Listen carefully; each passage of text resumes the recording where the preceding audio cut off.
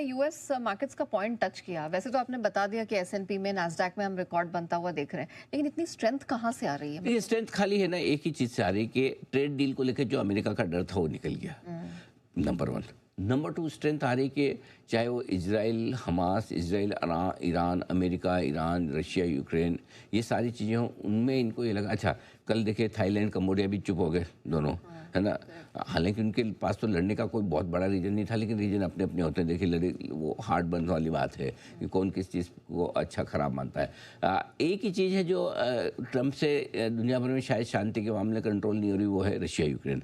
Russia सुन नहीं रहा। अभी कल उन्होंने अल्टीमेटम भी दिया है कि रशिया को क्या 2 महीने का टाइम दिया, कितना 2 हफ्ते का 2 हफ्ते का टाइम दिया, 2 हफ्ते का टाइम दिया। भाई चुपचाप रोक लो, नहीं तो मैं तुम्हारी ऐसी तैसी कर दूंगा। ऐसा पहले 50 दिन की डेडलाइन थी, अब एकदम से कहा 10-12 दिन में निपटा। हाँ, वो ऐसा ही है। तो कुल मिला के कि एक थोड़ा रशिया यूक्रेन जरूर वापस से बढ़ गया एक्चुअली, अदरवाइज तो ब्रॉडली मतलब कोई ऐसी नई चीज़ ऐसी है नहीं। तो आई थिंक इस वजह से भी अमेरिकन मार्केट में थोड़ी तेज़ी बन रही है, थोड़े हाइज बन रहे हैं। हाँ, कल कुछ है, डॉलर इंडेक्स कल बढ़कर आया है, एक महीने में एक दिन का बड़ा जंप है।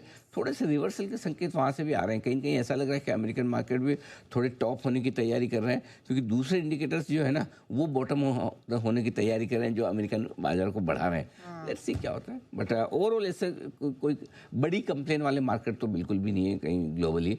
ग्लोबल संकेत तो अच्छे ही माने जाएंगे। चलिए वो तो ठीक है, हमें उसका फायदा नहीं मिल रहा, लेकिन सर हमारे लिए इंपॉर्टेंट है, क्या निफ्टी 24,500 होल्ड कर पाएगा?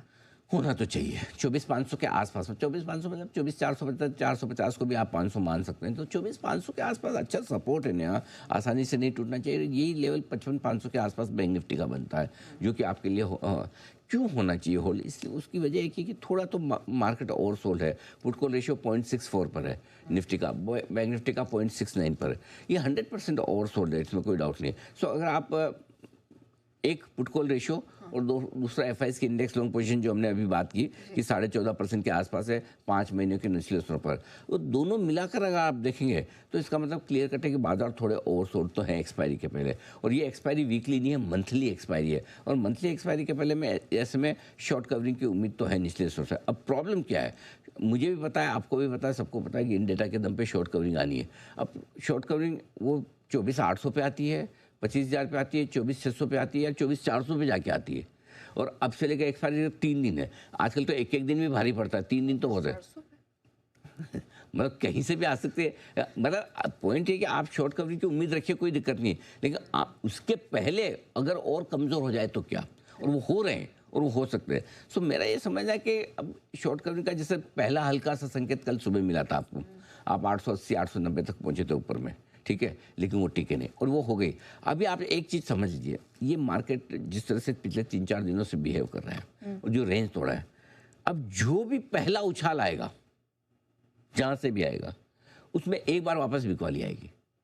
स्ट्रेंथ सेकंड रिकवरी में बनेंगे। फॉर एग्जांपल आज आप 50 पॉइंट नीचे खुल रहे हैं, ठीक है, आप समझिए 24,550 24,625 की सपोर्ट रेंज है, इसमें खुलते हैं। वहाँ से आपको एक रिकवरी मिलती 24,700 तक की, या जहां भी मिले वहां एक बार सप्लाई आ जाएगी।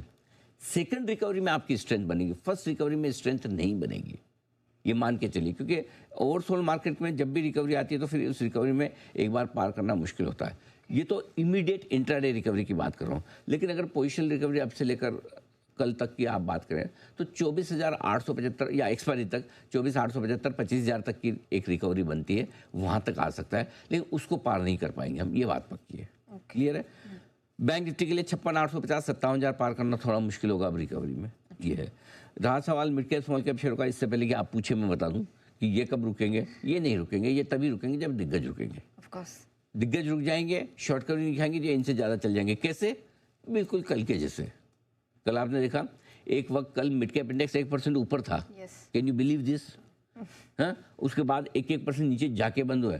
इनके तो पहाड़ी के टॉप पे काफ़ी घास भी थी, आप देखिए अच्छी खासे टिके भी रहे ऊपर, लेकिन जब घटते हैं, see mid cap small cap index का एकदम फंडा क्लियर है, ये बढ़ेंगे तो निफ्टी से ज़्यादा, घटेंगे तो भी निफ्टी से ज़्यादा।